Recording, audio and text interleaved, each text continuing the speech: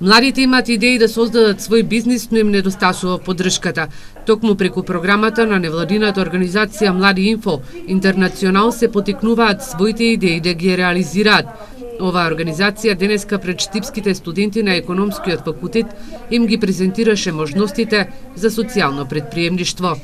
Правење на мали лаптопи кои се користат за учениците во училиштата, апликацијата за на која болница и на кој човек му е потребна одредена крвна група во Грција, се примерите кои на студентите им беа презентирани, како примери за социјално претприемништво.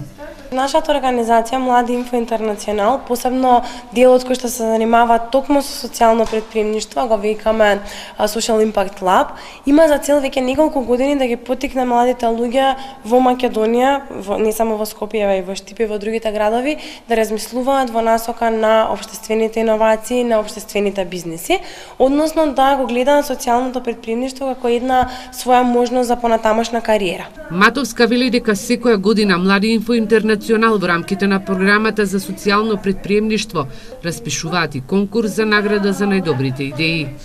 Младите луѓе може да дојдат на нашата веб страна socialimpactaward.mk да ја дадат својата идеја, многу едноставен процесот на пријавување на идејата и понатаму пријавувањето трае до 8 мај, би сакала да истакнам и да ги поканам сите ваши гледачи да отворат веб страната и да аплицираат. И понатаму во текот на летото, доколку нивните идеи се добри, ние бираме 10 најдобри тимови кои што добиваат менторска поддршка, за да понатаму во есен избереме 3 победнички решенија кои што добиваат по 2000 евра од Шпаркаса банка. Матовска забележува дека оваа награда е првиот чекор за да младите почнат сопствен бизнис. Минатата година 50 млади луѓе понудиле идеи за сопствен бизнис.